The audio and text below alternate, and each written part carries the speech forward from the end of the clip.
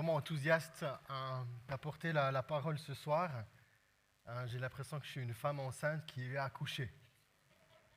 J'ai accouché la parole de Dieu. Du coup, j'ai vécu un peu les douleurs de l'enfantement. Hein? J'ai pas compris. Les contractions, ouais, c'est ça. Les contractions. Et puis, je crois que le message que je vais apporter, c'est une histoire qu'on connaît déjà tous. On a déjà tous entendu 1, 2, 3, même 10 messages sur la femme samaritaine. Mais la portion que je vais amener ce soir, j'ai découvert le cœur de Dieu et ce qu'il va faire. Et c'est comme un message prophétique. Accueille-le comme un message prophétique. C'est ce qu'il va faire. Et puis, dans ta vie, ça commence déjà à ça, mais ce qu'il va faire au-delà de nous. J'ai beaucoup aimé le témoignage que nous avons entendu juste avant, où tout d'un coup le Seigneur vient nous chercher là au pire moment de notre vie. Il vient nous chercher, il amène la révélation et c'est quelque chose vraiment de magnifique et ça introduit vraiment le message que je vais donner ce soir. Le Seigneur vient, il change nos vies, il transforme notre malheur et il l'amène en bonheur. Amen. Amen. Je vais prier parce que j'ai besoin vraiment de me connecter avec Dieu là. Mais je suis connecté avec Dieu, mais j'ai besoin de prier. Seigneur, je te remets cette prédication, ce message, et je prie, Seigneur, que les cœurs soient ouverts et que chacun puisse le recevoir. Que les cœurs soient ouverts et que chacun puisse recevoir ta parole. Que chacun puisse recevoir ta parole. Et je prie, Seigneur, qu'ils n'entendent pas la voix d'un homme, mais qu'ils puissent entendre la voix de l'Esprit qui parle à chacun. Merci, Seigneur, parce que ta parole, elle est bonne et elle nous révèle combien ta grandeur et ta miséricorde est grande. Amen. Amen. Comme je l'ai dit, je vais parler de la femme samaritaine qu'on trouve dans l'évangile de Jean au chapitre 4. Et puis, toute son histoire, c'est depuis le verset 1 jusqu'au verset 42. Mais je n'ai pas le temps de tout lire. Du coup, je vais seulement lire les premiers, un petit peu fractionnés au milieu et lire sur la fin. Et comme je le disais avant, c'est un message prophétique de ce que Dieu va faire. Alors, Jean 4, depuis le verset 1 jusqu'au verset 6. Les pharisiens avaient entendu dire que Jésus faisait et baptisait plus de disciples que Jean. En réalité, Jésus lui-même ne baptisait personne, c'était ses disciples qui baptisaient. Quand Jésus apprit ce que l'on racontait, il quitta la Judée et retourna en Galilée. Or, il fallait qu'il traverse la Samarie. Il arrive près d'une ville de la Samarie appelée Sichar, qui est proche de la parcelle de terrain que Jacob avait donnée à son fils Joseph. Là se trouvait le puits de Jacob. Jésus, fatigué du voyage, s'assit tout simplement au bord du puits. Il était environ midi. Une femme de la Samarie vint puiser de l'eau et Jésus s'adressa à elle en lui disant « Donne-moi à boire ». Ensuite, il y a tout un dialogue qui s'installe entre Jésus et cette femme samaritaine. Et Jésus lui disait, si tu savais qui c'est qui te demande à boire, c'est toi qui lui dirais, donne-moi à boire. Ensuite, il y a tout un dialogue qui s'installe entre Jésus et cette femme. Et puis, au verset 25, la femme va dire, je sais que le Messie, c'est-à-dire le Christ, va venir. Quand il viendra, il nous enseignera toutes choses. Jésus lui répondit, je le suis, moi qui te parle. Ensuite, Jésus va continuer et au verset 34, il parle à ses disciples. Il ne parle plus à la femme samaritaine, mais il parle à ses disciples. Jésus leur dit, ma nourriture, c'est de faire la volonté de celui qui m'a envoyé et de terminer le travail qu'il m'a confié.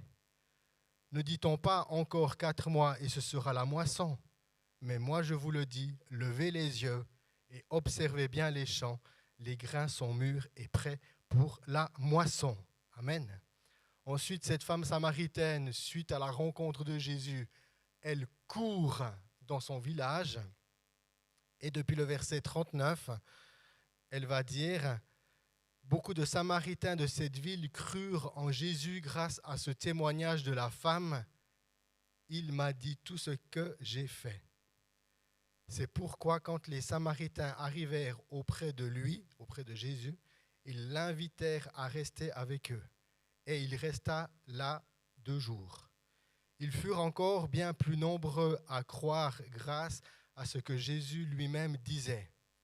Et ils dirent à la femme, « Maintenant nous ne croyons plus seulement à cause de ce que tu as raconté, mais parce que nous l'avons entendu nous-mêmes et nous savons qu'il est vraiment le Sauveur du monde. » Amen. Alléluia. C'est vraiment intéressant ce passage.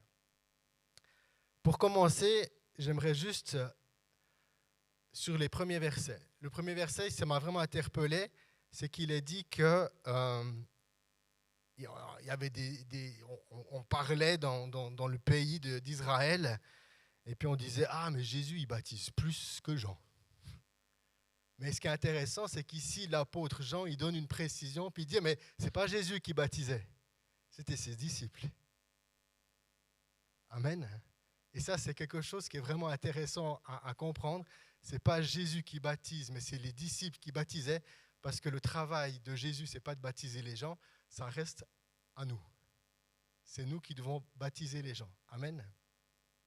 Et puis, ce qui est intéressant, c'est que plus tard, dans le dialogue, Jésus va dire « Regardez les champs, ils sont mûrs. » Ne dis pas qu'il faut encore demain, non, c'est maintenant, ils sont mûrs.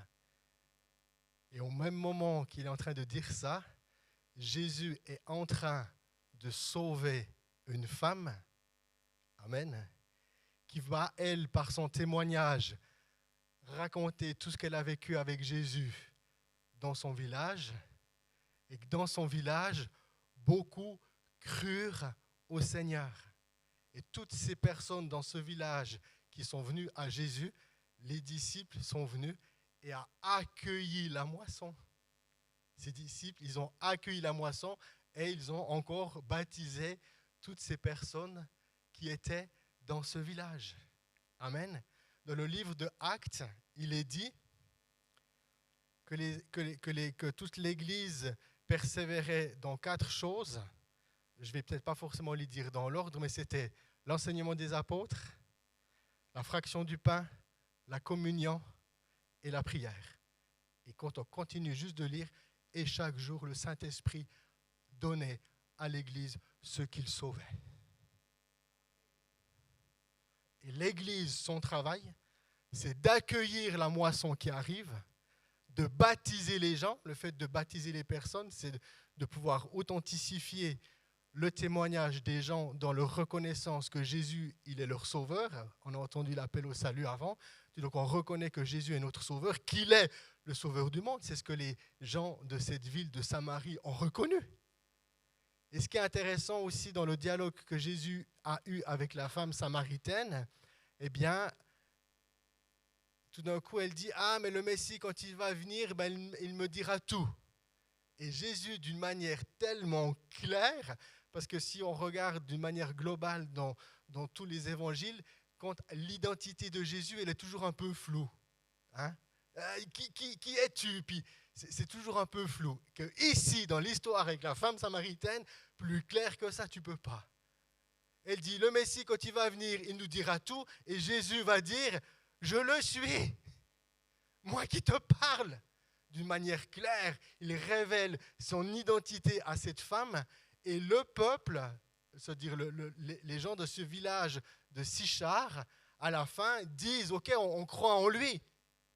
Mais on croit encore plus parce que nous l'avons vu et nous avons entendu sa parole. Amen. Et nous savons qu'il est le sauveur du monde. Ils le reconnaissent pleinement aussi comme le Messie.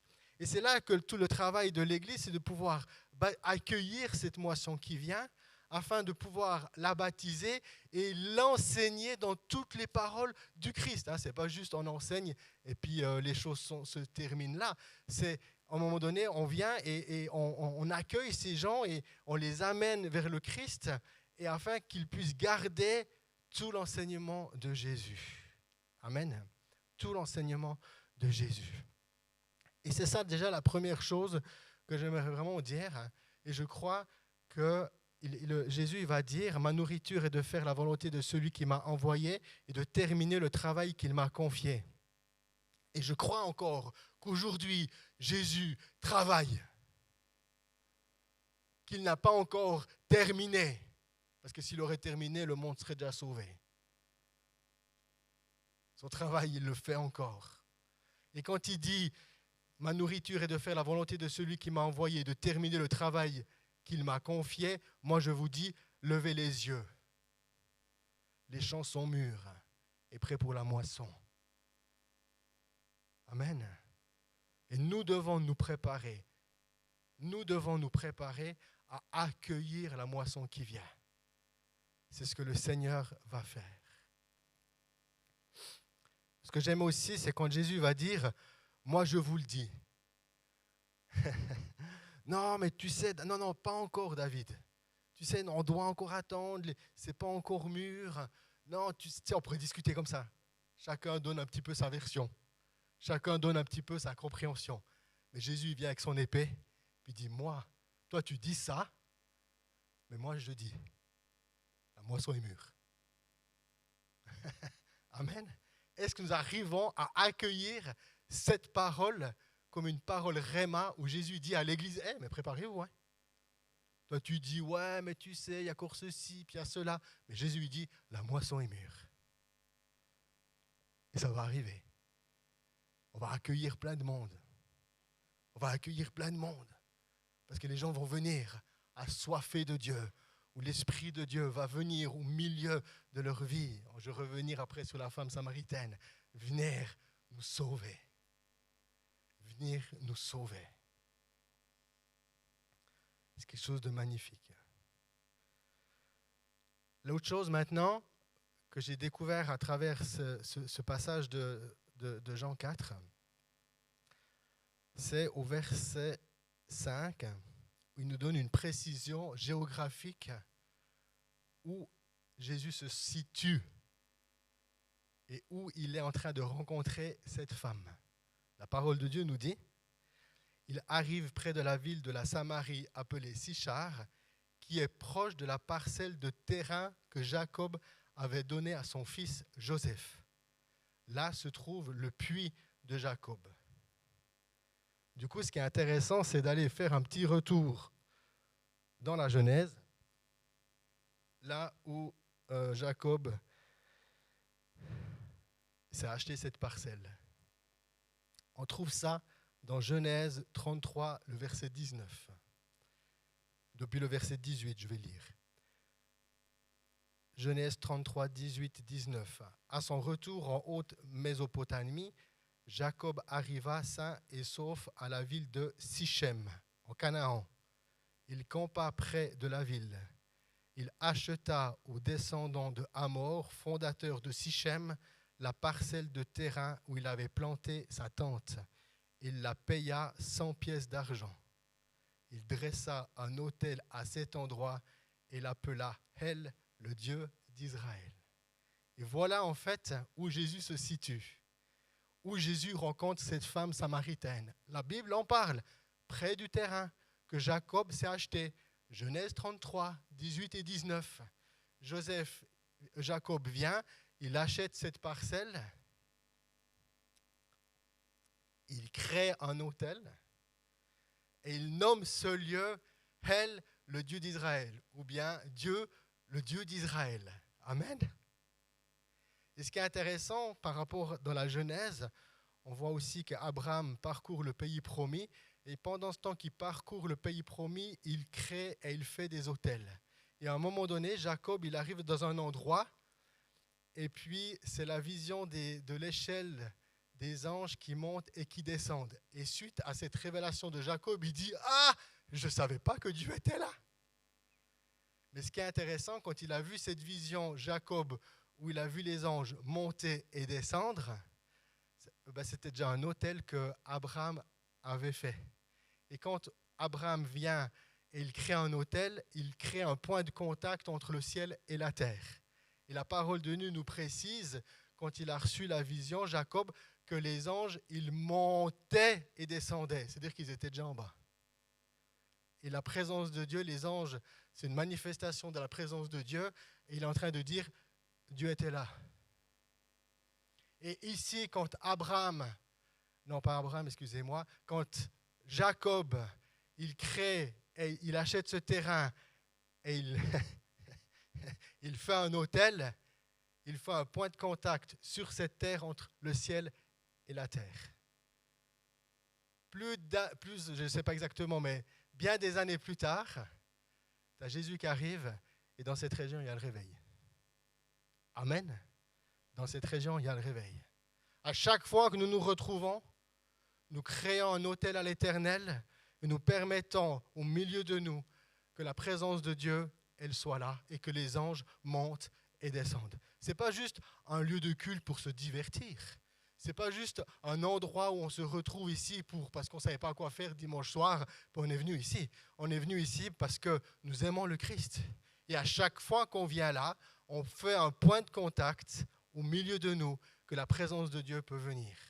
La Bible nous dit que là où 2 ou 3 sont assemblés, il est au milieu de nous. Toute l'importance du rassemblement.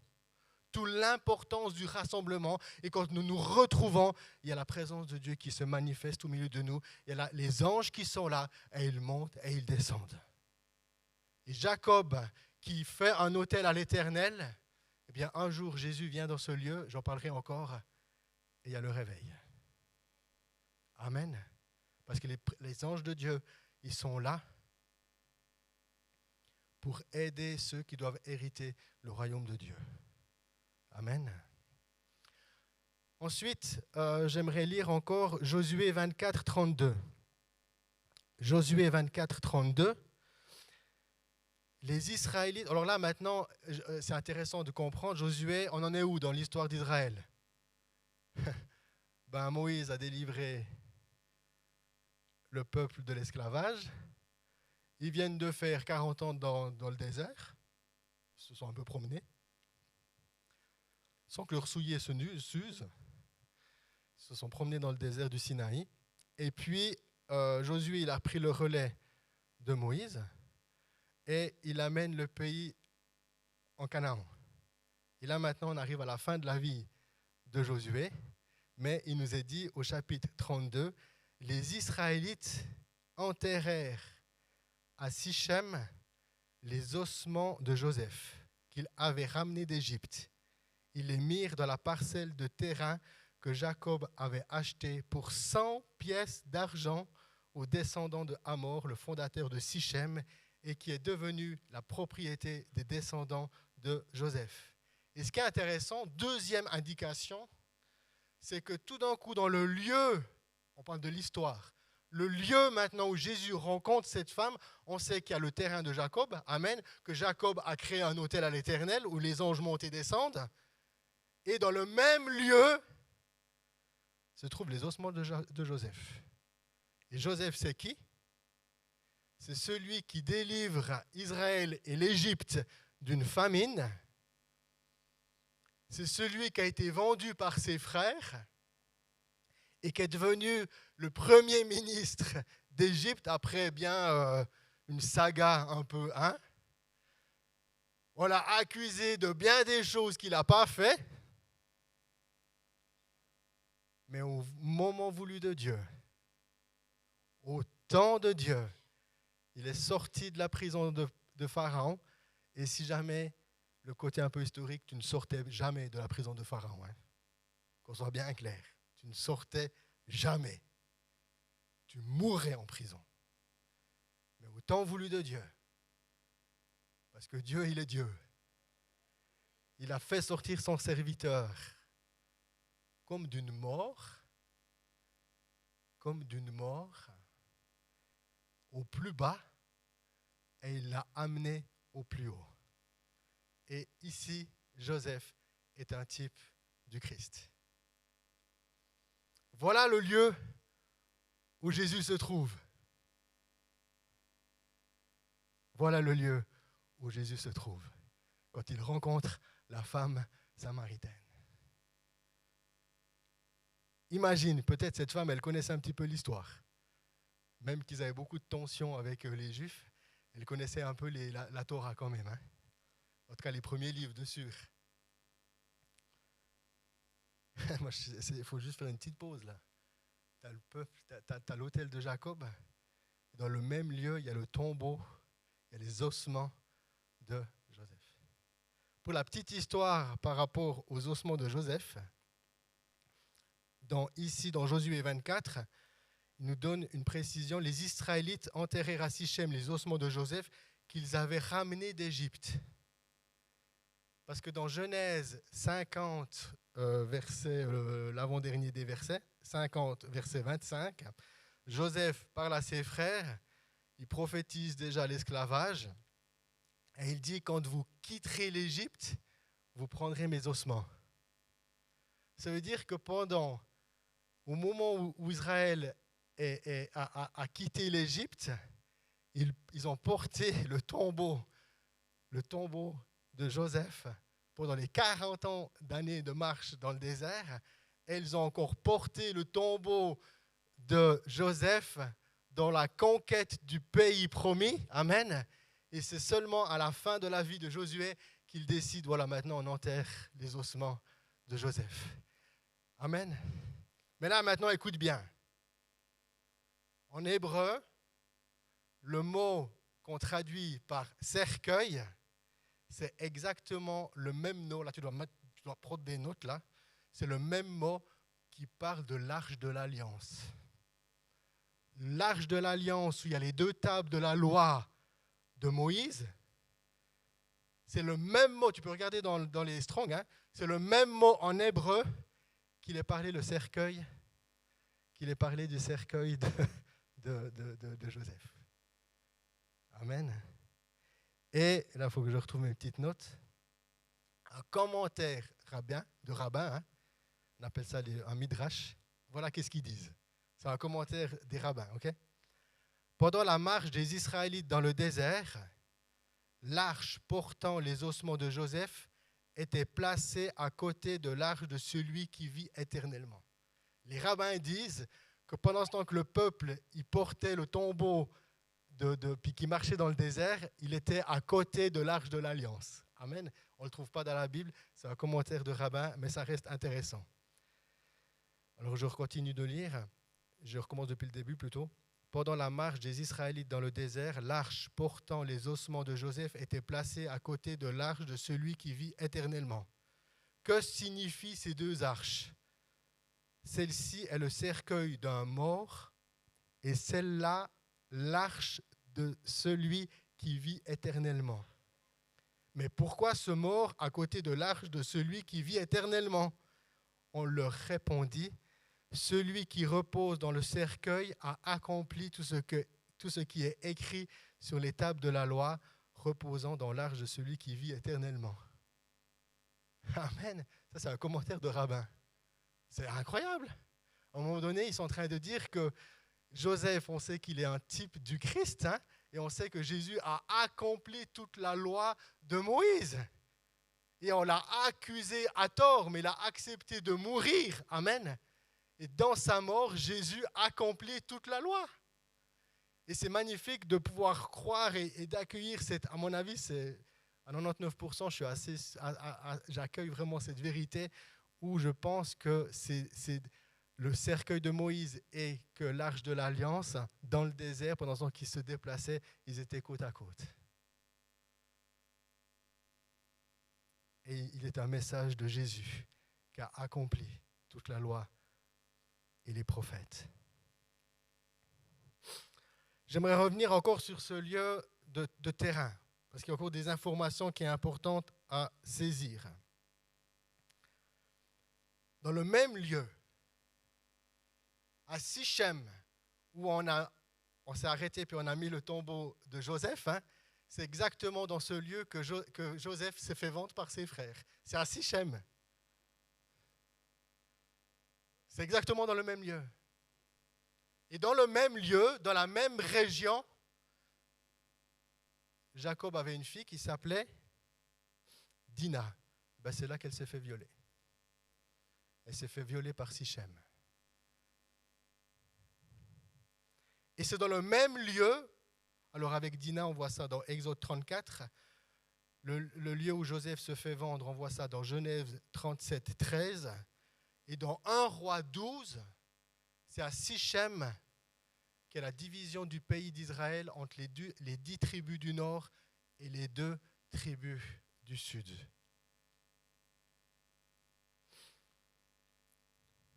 Voilà ce qui se passe à Sichem.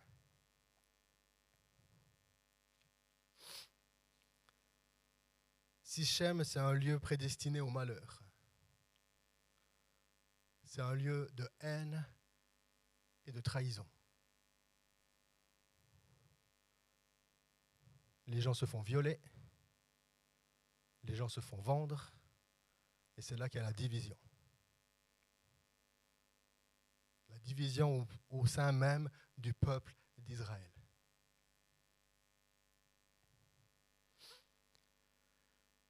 Mais Jésus arrive. Jésus arrive à Sichem. Jésus arrive à Samarie. Et c'est là que tout change.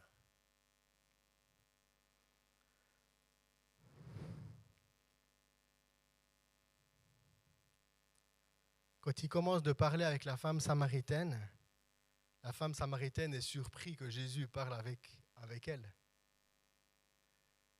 Parce que les Juifs ne parlaient pas avec les Samaritains. Il y avait de la haine. Mais avant ça, il faut que je vous raconte encore une autre histoire. Il est dit que Jacob, il a acheté cette parcelle 100 pièces.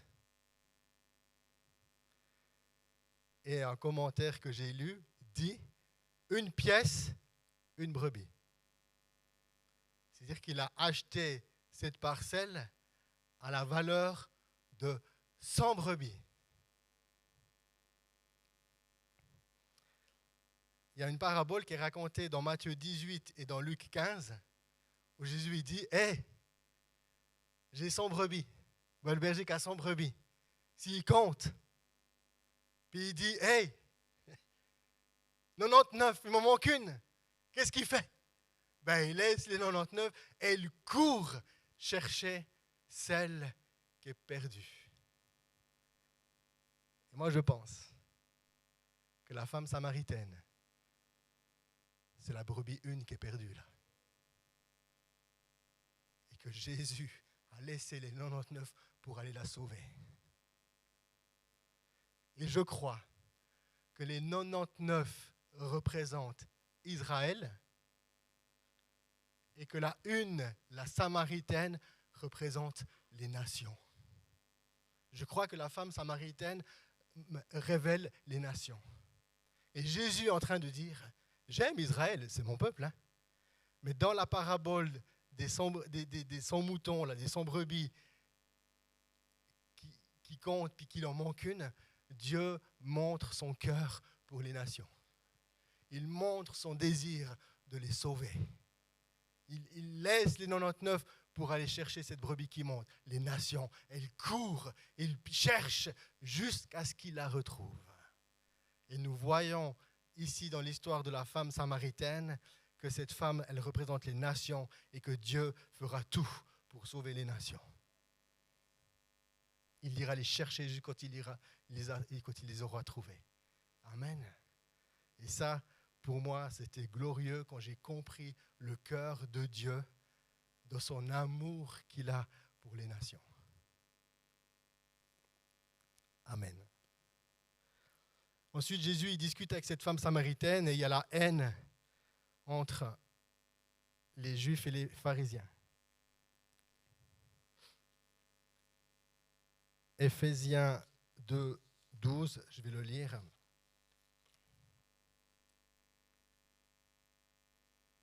Éphésiens 2, 12.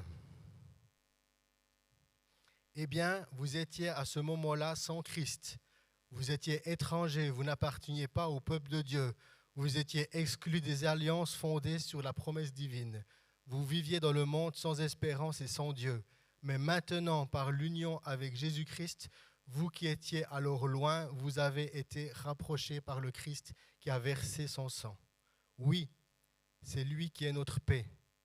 Lui qui a fait de ceux qui sont juifs et de ceux qui ne le sont pas un seul peuple. Amen. En donnant à son corps, il a abattu le mur qui les séparait et qui en faisait des ennemis.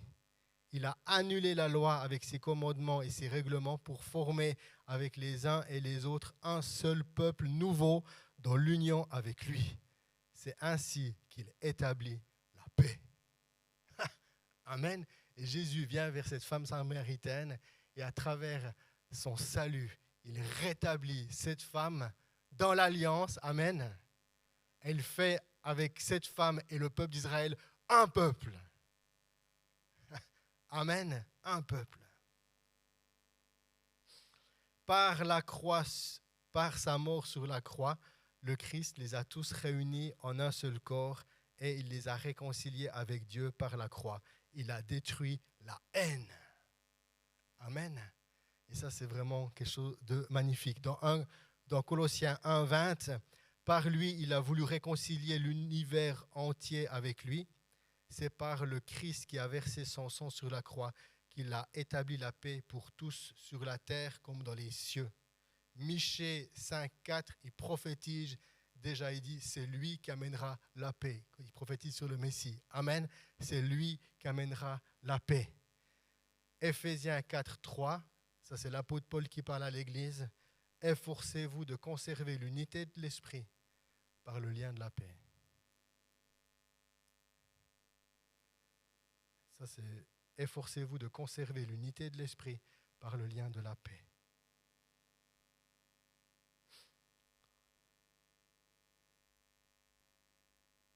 Ensuite, dans le dialogue avec la femme samaritaine, il y a tout ce dialogue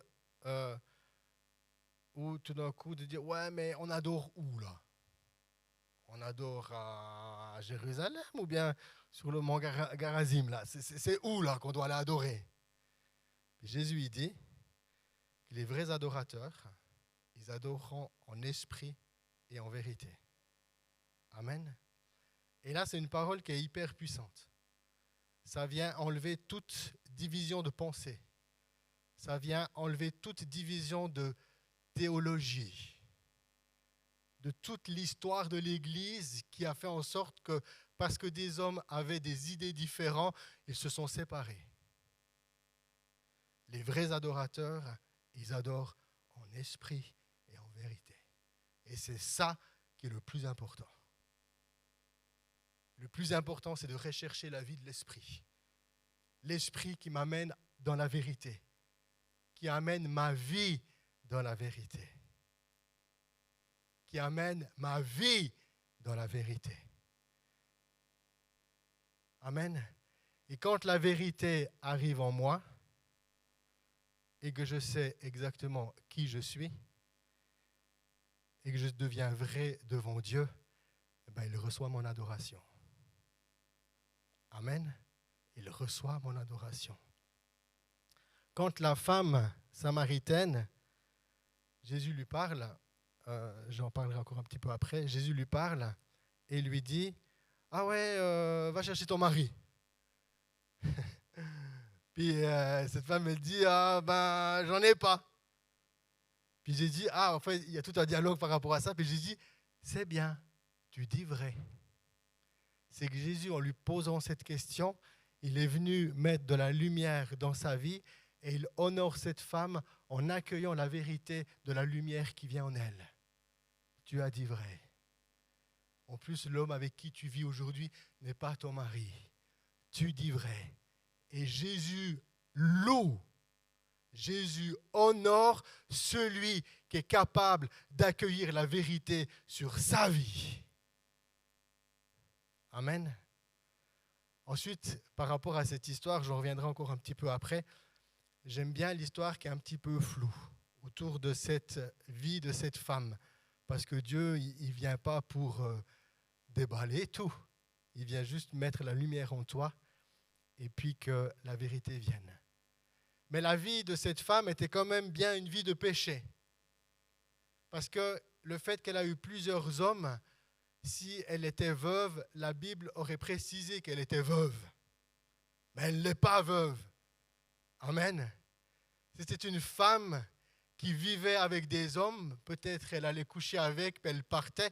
Ou bien peut-être c'était les hommes qui la mettaient à la porte. Mais elle était instable émotionnellement. C'était une femme qui était instable dans la relation avec son mari. Elle était tout le temps à chercher l'amour. Elle essayait de combler peut-être un vide à l'intérieur d'elle au niveau de la sexualité. À chaque fois qu'elle a eu des rapports avec ces hommes, elle crée un lien de mariage. Amen. Mais sans être mariée avec, elle avait une vie complètement déboussolée. Puis on pourrait se dire, ouais, mais cette femme, quand même. Hein. Déjà, le fait qu'elle venait à midi, que Jésus, il est dit que Jésus, il est à midi. Hein. Normalement, tu allais au puits soit le matin, soit le soir. Mais tu ne viens pas à midi, parce qu'il fait chaud à cette heure. Tu ne viens pas à midi. Mais elle vient à midi. Puis je pense que cette information est assez grande, parce qu'elle était trop honteuse de confronter le regard de toutes les femmes du village. Elle n'arrivait pas. Elle n'arrivait pas. Mais peut-être dans son problème à cette femme qui avait peut-être aujourd'hui en étant adulte une vie très bizarre. On ne sait pas qu'est-ce qu'elle a vécu en étant enfant. On ne sait pas. Mais la chose que la Bible nous dit, c'est qu'à Sichem, Dinah s'est fait violer. Peut-être c'est une femme qui s'est fait violer. Peut-être elle a été agressée sexuellement par son père, par un oncle, par le grand frère, par le voisin. Puis peut-être sa conséquence d'une vie désordonnée était la conséquence d'une blessure, d'une injustice d'enfance.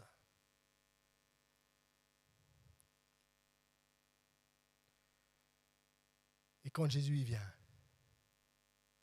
il ne donne pas beaucoup de détails. Mais il fait tout le programme d'Ésaïe 61.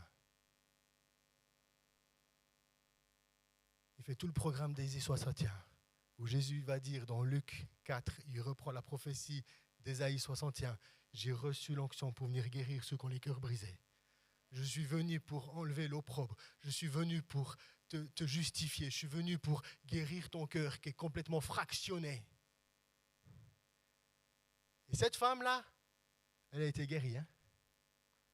Elle a été guérie. Hein? Parce qu'elle retourne dans son village et elle dit à tout le monde, un homme, il m'a dit toute ma vie. Il m'a dit toute ma vie. Hein, quoi, il m'a dit toute ma vie. Et pour pouvoir parler ainsi, elle était guérie de son passé. Elle était finie la honte. Elle était guérie de son passé, cette femme. Et c'est là maintenant l'action de Dieu où je crois. C'est que le réveil viendra dans la guérison des entrailles. Il viendra, il veut nous guérir de nos entrailles. Il veut guérir de toute forme d'abus qu'on a vécu dans l'enfance. Dans l'enfance. Vous savez, les problèmes d'adultes, hein, ils sont les conséquences de ce qu'on a vécu dans l'enfance. Nos problèmes aujourd'hui d'adultes sont le résultat, d'une manière globale, de tout ce qu'on a vécu dans notre enfance. D'une manière globale. Tu règles ton enfance, tu laisses le Seigneur venir mettre la lumière là où ça fait mal. Tu laisses le Seigneur venir faire une restauration en toi, dans le but qu'il aimerait te libérer de ton passé. Mais pour qu'il puisse te libérer de ton passé, tu dois accueillir le Christ et le laisser mettre sa lumière là où il y a les ténèbres dans ta vie. Si tu fais ça, tu deviendras comme la femme samaritaine. Un homme qui m'a dit, je suis libre. Ouais, j'ai vécu ça dans mon enfance, j'ai vécu ceci, on m'a fait ça, je suis libre. Jésus, c'est sûrement le sauveur du monde. Amen. Amen. Ah là là. cette lumière qui vient en elle. Elle accueille la vérité. Et cette vérité l'amène à devenir une adoratrice de Dieu. Elle laisse venir la lumière et la guérir. Il y a un psaume qui dit, je crois que c'est le 103 si je ne me trompe pas, « Viens éclairer mes ténèbres.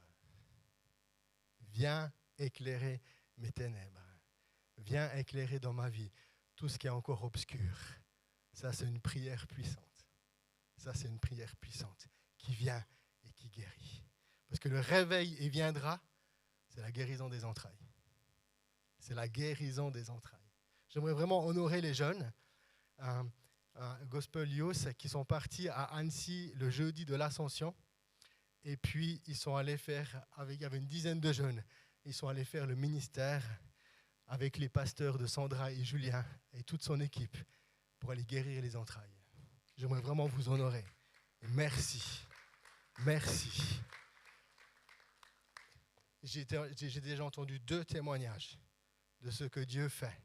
Des choses magnifiques. 2 témoignages de ce que j'ai entendu, de ce que Dieu a fait et est en train d'accomplir dans la vie de ces jeunes. Amen. Et ça, c'est quelque chose de magnifique. Parce que le réveil vient. Il va venir. Ce sera la guérison des entrailles. Et la question que je me posais et que je vous pose, tes entrailles, comment elles vont? Ça va? Tu dors bien la nuit? Tu fais des cauchemars? Ou bien tu fais que de penser au passé?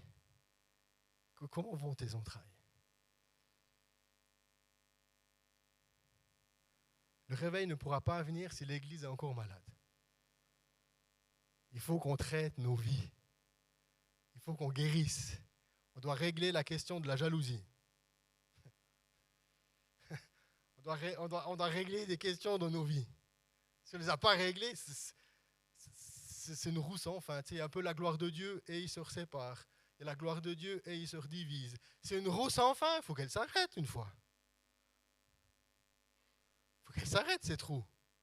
C'est comme dans les juges là. La gloire, ils oublient Dieu. Pouf, tu reviens toujours à zéro. Puis tu as l'impression que des fois dans l'église, c'est toujours la même chose. On vit un peu de la gloire de Dieu, boum, ça se casse. On recommence. On revit la gloire de Dieu, ça recasse. C'est parce que nos cœurs ne sont pas réglés. La conséquence de ce qu'on se sépare, c'est juste parce qu'on n'est pas dans la vérité de Dieu. Si on accueille l'Esprit de Dieu et sa vérité, on reste unis. On reste unis. On reste unis. Et il faut régler nos cœurs, il faut régler nos vies. Moi, je le fais. J'ai déjà donné plusieurs fois des témoignages de ce que Dieu m'a restauré et m'a guéri. Et un des témoignages que j'ai déjà raconté, mais que je raconte encore ce soir, on parle de la guérison des entrailles, on parle de tout ce qui touche à la sexualité, de tout ce qui touche à l'intimité. Tout d'un coup, un jour, j'ai une émotion qui a duré 10 secondes. Et l'émotion qui est venue en moi, c'était « j'ai peur de Claudia ». J'ai peur de Claudia. Bon, autrement, dans notre couple, tout allait bien. Hein? Mais il y a une émotion qui vient en moi. J'ai peur de Claudia. Donc, je vais vers Claudia. J'ai dit, un petit problème. J'ai peur de toi. Elle n'a pas dit, Alléluia. Elle s'est dit, oh mince, mon mari, il a peur de moi. Ça, c'est pas bon. J'ai dit, écoute, je prends note et je vais faire un sozo. Alors, j'ai pris rendez-vous, puis je suis allé faire un sozo. À l'époque, je ne pouvais pas encore faire un sozo ici, parce qu'il n'y avait que Claudia et moi. Mais Lucie, elle m'a déjà fait une fois un sozo. Puis je sais que je pourrais faire les sozos maintenant. Je ne suis plus obligé de partir, je ne sais pas trop où. Mais je vais faire un sozo. Je ne sais pas, j'avais juste une émotion où j'ai peur de Claudia. Je fais mon sozo, je raconte, enfin je vais juste au tac. Du coup, le Saint-Esprit, il vient. Puis la révélation, c'était terrible. J'ai cru que j'allais m'arracher les cheveux sur la tête. Le diable, il t'a castré. Le diable, il t'a castré. Alors, je suis marié, on a 2 filles. Hein? On parle du milieu spirituel. Le diable, il t'a castré. Il t'a enlevé tes testicules, ce qui fait de toi un homme, ce qui fait de toi un homme fort pour ta famille. Le diable, il t'a castré. Ok, Saint-Esprit, à quel moment il m'a castré? À 11 ans. Ah ouais, Saint-Esprit, bah après, je savais quoi, hein? Vous savez à quel moment il m'a castré, le diable? C'est quand j'ai vu pour la première fois un film pornographique. J'avais 11 ans. Un ami de camarade, parents divorcés, les parents plus là, il fait ce qu'il veut les mercredis après-midi. Et il me dit, ah, j'ai un film pornographique, mais je ne sais même pas si on avait dit ce mot. Et puis, ce qui s'est passé dans le petit garçon, qui était moi, je savais que j'allais voir des femmes nues. À l'idée de voir des femmes nues, ça m'a excité. Puis je dis, ah ouais, ça peut être sympa. Mais je n'ai pas pris conscience de ce que j'allais voir. Au moment où j'ai vu ça, le diable il est venu. Et slack! Mais Dieu, dans son amour, j'ai accordé tous les pardons à qui je devais accorder. À moi-même, puis à tout plein d'autres encore. Et j'ai vu le Saint-Esprit me redonner ce que le diable m'avait volé. Ce jour-là. Je suis rentré à la maison. On peut applaudir Jésus. On peut applaudir Jésus. Je suis rentré à la maison. J'ai dit à Claudia, c'est bon, j'ai plus peur de toi. Amen. Comment nos entrailles sont guéries. Comment nos entrailles sont guéries. Comment tu as réglé ton passé. Comment tu as réglé ton passé. Par rapport en esprit, en vérité, la parole de Dieu dans Éphésiens 4, 18, leurs pensées les enferment dans l'obscurité et ils ont perdu tout sentiment de honte. Ils se sont livrés à des actes honteux et commettent sans aucune retenue toutes sortes d'actions impures. Puis c'est ça qui est terrible, c'est que l'unité de l'esprit nous amène, leurs pensées les a enfermés dans l'obscurité. Ils font des actes complètement honteux, puis ils ne le savent même pas. Amen. Et c'est là que l'Esprit de Dieu vient dans nos vies et il met la lumière. Ligne. Tout d'un coup, ce que tu ne savais pas, ce qui était honteux, tout d'un coup, il y a la grande révélation. Ah! C'est là que tu peux te repentir. Amen. Paul va dire dans 2 Corinthiens 10, 5, nous renversons les raisonnements et tout obstacle qui s'élève avec orgueil contre la connaissance de Dieu et nous faisons toute pensée prisonnière pour qu'elle obéisse à Christ. Romains 12, 2, nous ne nous conformons pas au monde actuel, mais soyez transformés dans le renouvellement de l'intelligence afin de discerner quelle est la volonté de Dieu, ce qui est bon, agréable et parfait. Amen.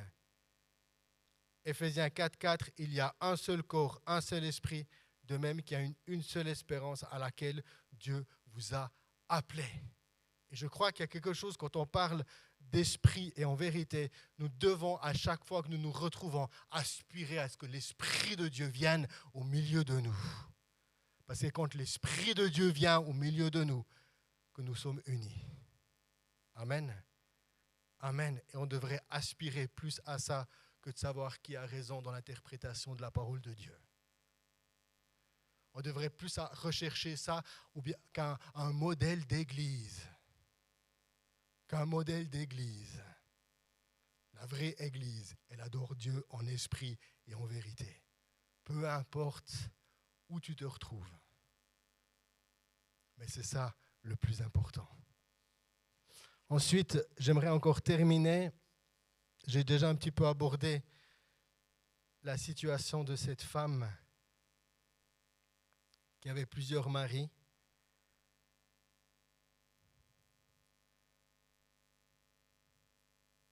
Venez voir un homme qui m'a dit tout ce que j'ai fait. Ne serait-il pas le Christ? Une femme qui rencontre Jésus,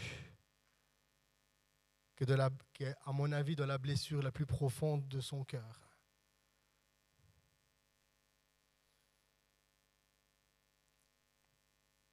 Mais la lumière de la grâce vient. C'est l'amour de Jésus, c'est toujours l'amour et la vérité. La grâce et la vérité. Amen. On accueille cette grâce et quand Jésus vient mettre sa lumière, ce n'est pas pour t'accuser, c'est pour te sauver.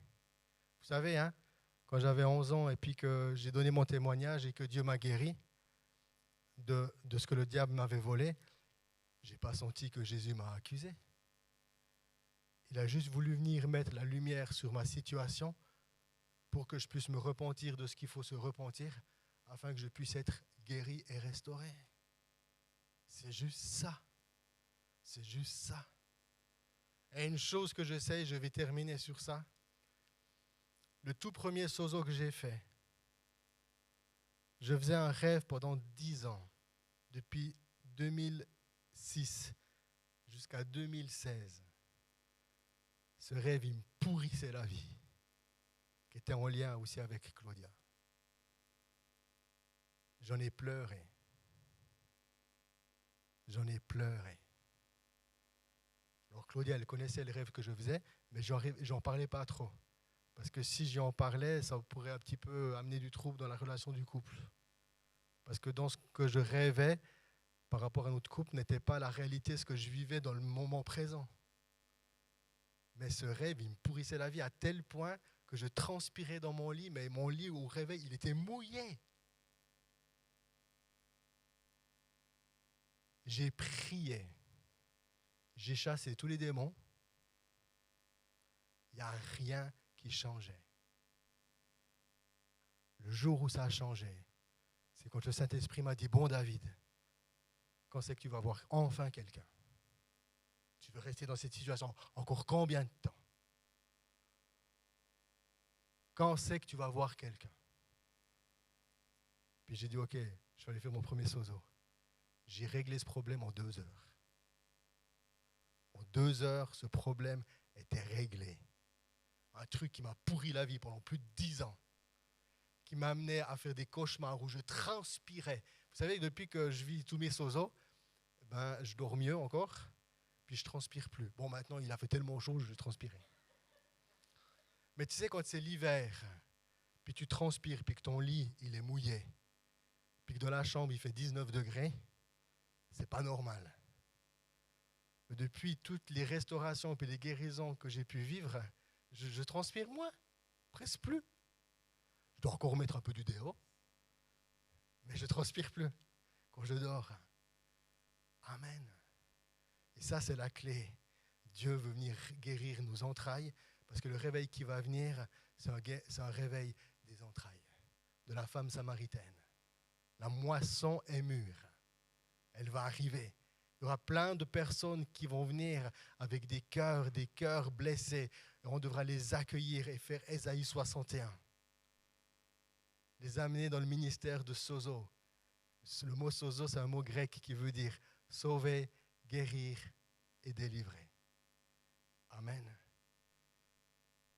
Parce que là où il y a l'esprit, là il y a la liberté.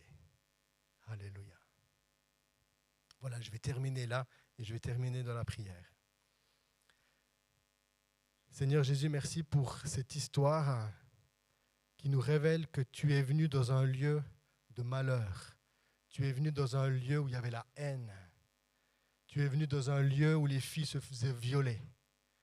Tu es venu dans un lieu où ton peuple a connu la division, la séparation. Mais toi, tu viens, Seigneur, et tu viens rétablir toutes choses. Tu viens rétablir toutes choses.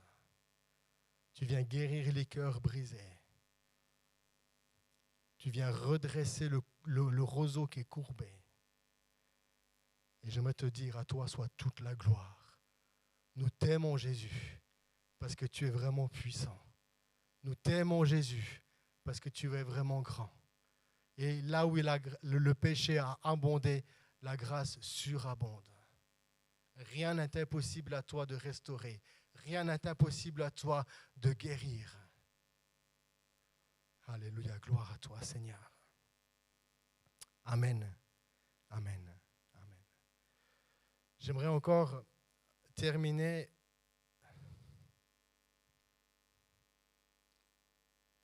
à chaque fois que je suis allé, là maintenant je le vis mieux, avec toute la restauration. Mais à chaque fois que j'ai pris rendez-vous pour faire un sozo, j'ai dû me faire violence. Parce que le diable, il ne veut pas qu'on guérisse ça. Il veut qu'on reste dans nos blessures. Il veut qu'on reste dans nos trucs. À chaque fois que j'ai pris rendez-vous, c'était une lutte. Alors j'allais faire les Sozo à Yverdon. De Delémont à Yverdon, en train, c'est 1h20.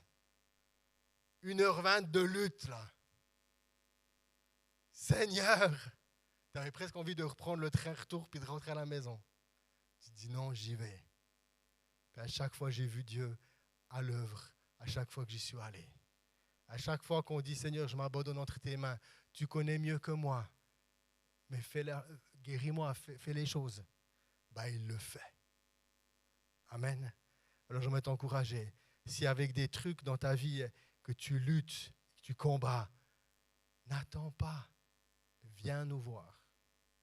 Viens nous voir. Viens nous voir. Moi, je suis vraiment heureux, je l'ai dit juste avant, que j'allais toujours à Yverdon. C'était surtout là que j'allais faire des Sozo. Mais je pourrais bientôt rester à Delémont. Parce qu'on a eu une activation avec le ministère Sozo ici dans l'église. Et puis, on avait toujours besoin de Kobe. Puis j'ai fait le Kobe. Puis c'est Lucie qui m'a fait un Sozo. Puis je dis, ah ouais, ok. Ben ouais, c'est bon, Seigneur. Ah, mais du coup, elle saura un peu des trucs de ma vie. Mais Dieu prépare. On a fait un Sozo. C'était un moment glorieux. Amen. Amen. Je ne suis plus obligé d'aller à Yverdon. Je pourrais rester à Delémont. Yes.